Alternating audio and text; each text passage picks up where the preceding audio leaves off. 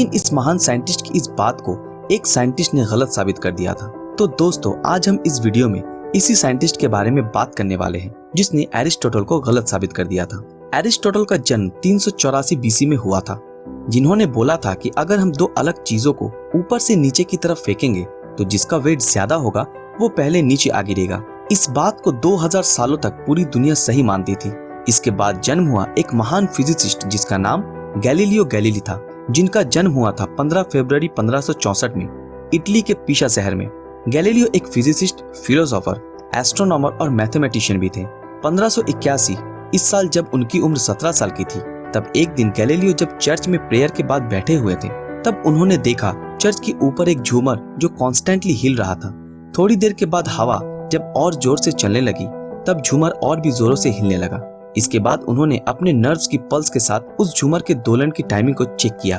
बाद में जब हवा कम होने लगी और दोलन कम होता गया, तब फिर से अपनी पल्स को गैलीलियो ने चेक किया और वो हैरान रह गए, क्योंकि दोलन छोटा होने के साथ साथ टाइम भी कम होना चाहिए था, लेकिन टाइम तो कम नहीं हुआ, टाइम तो एक ही था। इसके बाद गैलीलियो घर लौटे और खुद से ये टेस्ट करने की ठान ली। इसलिए उन्होंने बहुत सारे लोहे और शीशे के बॉल लिए और रस्सी के साथ बांधकर बहुत सारे पेंडुलम तैयार किए और अपने दोस्तों के साथ मिलकर टेस्ट करने लगे।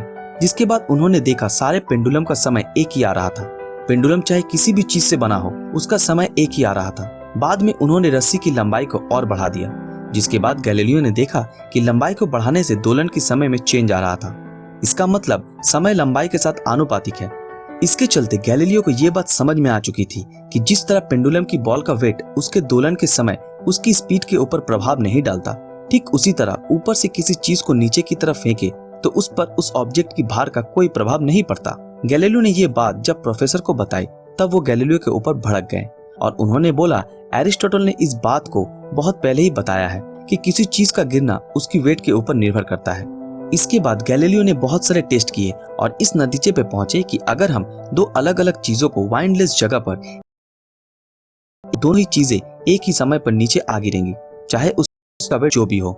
इस बात को साबित करने के लिए गैलीलियो ने पिसा की मीनार के ऊपर से दो अलग चीजों को रस्सी के सहारे बांधकर नीचे फेंका और दोनों ही एक साथ नीचे गिरे। लेकिन कुछ हिस्टोरियन का मानना है कि इस टेस्ट को करने के बारे में गैलीलियो ने सिर्फ सोचा ही था, कभी किया नहीं। और कुछ राइटर्स ने इसके बारे में अपनी बुक्स में भी लिखा था, जो उस समय गैलीलियो के बारे में लिखी गई थी। तो दोस्तों, आपको इस बारे में क्या लगता है? गैलीलियो ने झूमर की दोलन के टाइम को मापने के लिए अपने नर्व का इस्तेमाल किया था, क्योंकि उस समय घड़ी नहीं थी। बाद में गैलीलियो जब पेंडुलम बनाकर उसको टेस्ट कर रहे थे, तब समय को मापने के लिए उन्हें घड़ी बनाने के बारे में आइडिया आया, ताकि बाद में टेस्ट के समय दोलन को मापने के लिए नर्व का इस्तेमाल ना करना पड़े।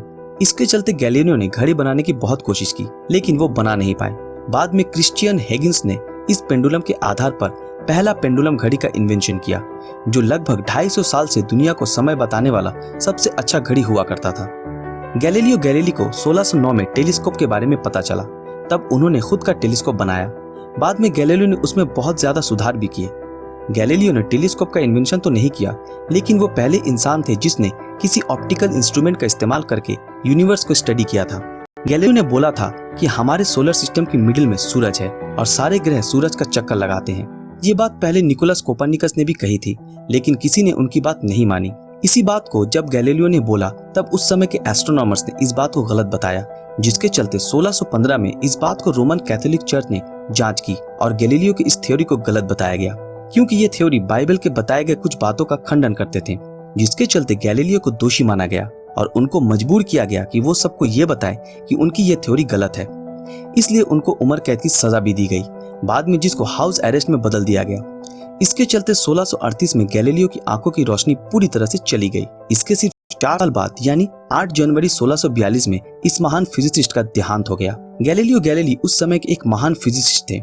इस समय के पहले विज्ञान एक आदिम समय में था, जिन्होंने दुनिया को गणित की सूत्रों से जोड़ के आधुनिक विज्ञान की नींव रखी थी। इसलिए उनको फादर ऑफ मॉडर्न फिजिक्स भी कहा जाता है, जिन्होंने इस दुनिया को मॉडर्न साइंस के ऊपर बहुत सारे बुक्स भी दिए, लेकिन इस बुक्स को कभी पब्लिश नहीं कर पाए। गैलीलियो के मरने के बाद भी 350 सालों तक उनके ऊपर बैन रहा। बाद में साल 1992 में कैथोलिक चर्च के पोप जॉन पॉल ने माना कि गैलीलियो गैलीली की बात सही थी और चर्च ने उस समय गलती की थी। आज के लिए बस इतना ही। हम उम्मीद करते हैं आज की हमारी ये वीडियो आप लोगों को पसंद